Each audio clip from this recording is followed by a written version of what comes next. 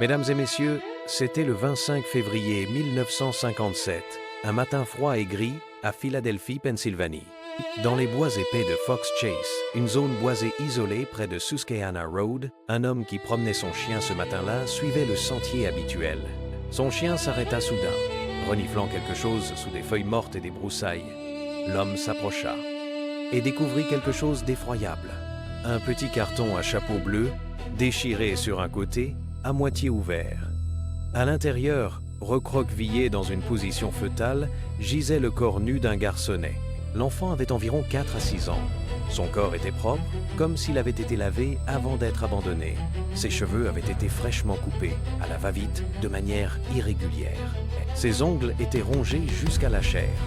Son visage portait des ecchymoses, des tuméfactions de coups anciens et récents.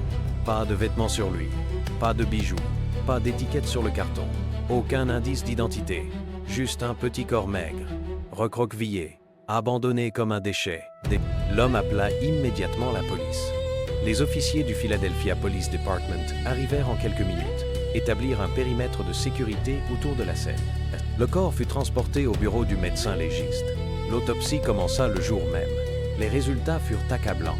Malnutrition chronique sévère. Le garçon pesait à peine 14 kilos, bien en dessous du poids normal pour son âge. Multiples fractures anciennes non soignées. Côte, bras gauche, jambe droite. Des blessures qui n'avaient jamais reçu de soins médicaux. Hématomes, récents sur tout le corps. Des ecchymoses à différents stades de guérison. Violette, jaune, verte. Signes de violence répétés sur plusieurs semaines. Cause du décès. Coups violents portés à la tête et au visage ayant entraîné un traumatisme crânien fatal.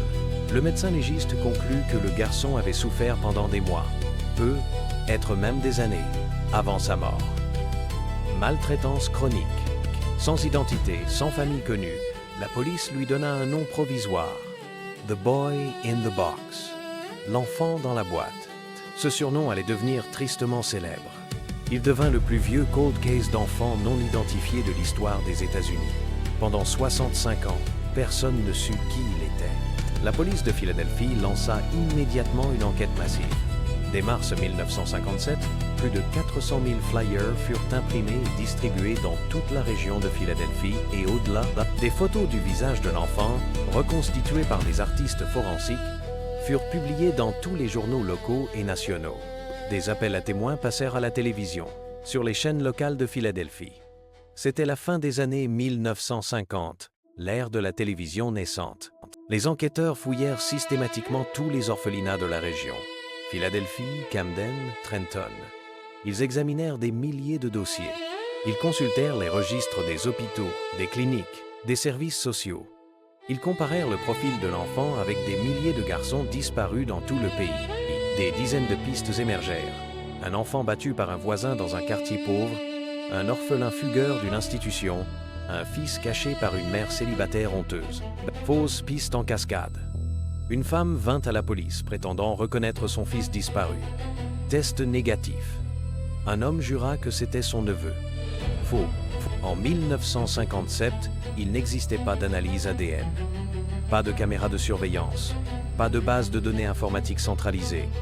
Juste des dossiers papier et des interrogatoires. Les mois passèrent, puis les années. Le dossier s'empoussiéra. Personne ne réclama l'enfant. Le corps fut enterré anonymement au cimetière de Ivy Hill Cemetery en octobre 1957, dans une petite tombe sans nom.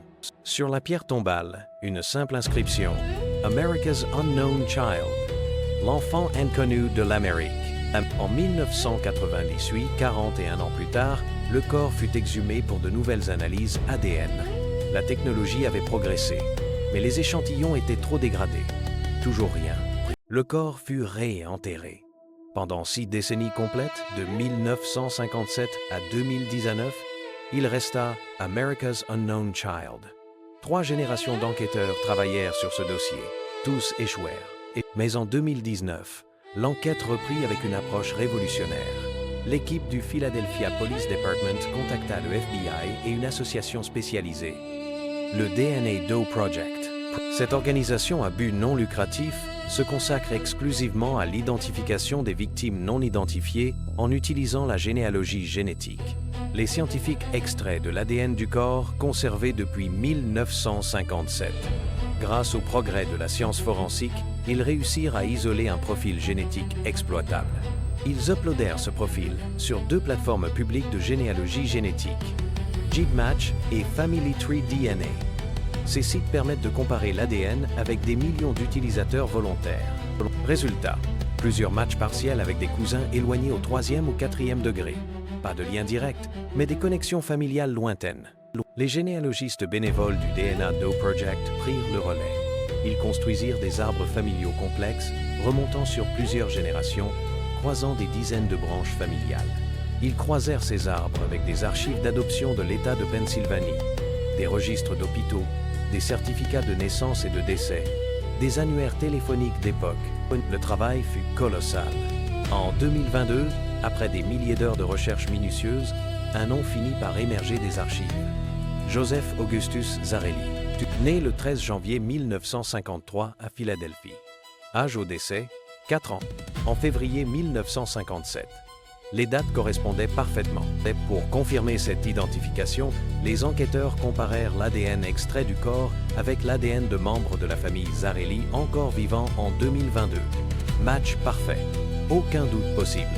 Le 8 décembre 2022, lors d'une conférence de presse officielle, la police de Philadelphie annonça l'identité. Joseph Augustus Zarelli. Après 65 ans de silence, quand les archives révélèrent son histoire tragique. Le garçon avait été abandonné à la naissance par sa mère biologique, une adolescente célibataire incapable de l'élever. Il était battu avec des objets. Ceinture en cuir, poing, parfois des objets contondants. Les voisins se souvenaient de cris la nuit. Mais dans les années 1950, on n'intervenait pas dans les affaires familiales. Joseph était privé de nourriture comme punition pour des fautes mineures. Il était souvent décrit comme un enfant toujours malade, absent de l'école, invisible. Le soir de sa mort, fin février 1957, Joseph fut frappé violemment à la tête et au visage lors d'une correction. Un coup fatal. Il mourut sur place, dans la maison des Zarelli. Les Zarelli paniquèrent. Au lieu d'appeler une ambulance, au lieu d'appeler la police, ils prirent une décision monstrueuse. Ils coupèrent les cheveux de Joseph à la va-vite, de manière irrégulière, pour le rendre méconnaissable. Ils lavèrent soigneusement son corps pour éliminer toute trace. Ils enroulèrent le petit corps dans une couverture, puis le placèrent dans un carton à chapeau bleu qu'ils avaient acheté dans un magasin local de Philadelphie. Ils jetèrent le carton contenant le corps de Joseph dans les broussailles épaisses, loin du sentier principal. Puis ils rentrèrent chez eux, et ils ne parlèrent jamais de Joseph. Jamais. À personne. Ils continuèrent leur vie normalement, comme si l'enfant n'avait jamais existé. Mais ils eurent d'autres enfants biologiques. Ils déménagèrent plusieurs fois, ils vieillirent. Francis Zarelli mourut dans les années 1990. Anna-Marie mourut dans les années 2010, sans jamais avouer. Les preuves accumulées entre 2022 et 2023 confirmèrent tout. L'ADN familial matchait parfaitement avec plusieurs membres de la famille Zarelli. Les archives d'adoption de l'État de Pennsylvanie montraient clairement que Francis et Anna-Marie Zarelli étaient les tuteurs légaux officiels de Joseph Augustus depuis 1954. Des voisins âgés, interrogés en 2022, se rappelèrent vaguement d'un petit garçon toujours décrit comme malade, toujours absent de l'école, qu'ils ne voyaient presque jamais jouer dehors. Les blessures documentées lors de l'autopsie de 1957 correspondaient parfaitement à des abus physiques prolongés.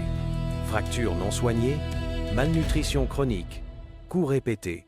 Bien qu'une reconstitution physique complète ne fût pas possible, le corps ayant été exhumé en 1998 puis enterré, les photos post-mortem de 1957 et les rapports d'autopsie originaux furent comparés aux descriptions familiales.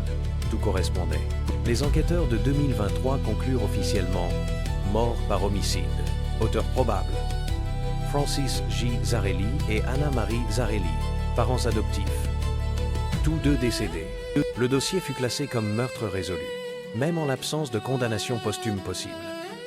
La justice ne pouvait plus les atteindre, mais la vérité était établie. Aujourd'hui, en 2026, Joseph Augustus Zarelli repose enfin sous une pierre tombale à son nom au cimetière de Ivy Hill, à Philadelphie.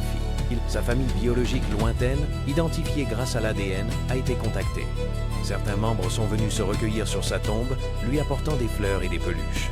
Le DNA Do Project célèbre cette identification comme une victoire majeure. 65 ans de silence total brisé par un test ADN et un arbre généalogique reconstruit patiemment. Et nous retenons cette vérité glaçante.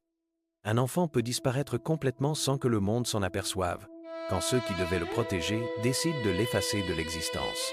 Le monstre n'était pas un inconnu dans la rue, un prédateur rôdant dans les parcs. Non, c'étaient les parents adoptifs eux-mêmes, ceux qu'il avait choisis lors de l'adoption en 1954, qu'il avait ramenés chez eux, qu'il avait battus pendant des mois jusqu'à la mort, qu'il avait jetés comme un déchet dans une boîte à chapeau. Si un enfant disparaît soudainement de votre entourage, si un petit garçon de votre quartier semble toujours malade, toujours caché, toujours absent, écoutez les signes, posez des questions, parce que parfois, le tueur n'est pas dehors. Il est celui qui donne le bain le soir, qui prépare le dîner, qui ferme la porte à clé et qui choisit de ne jamais, jamais appeler la police.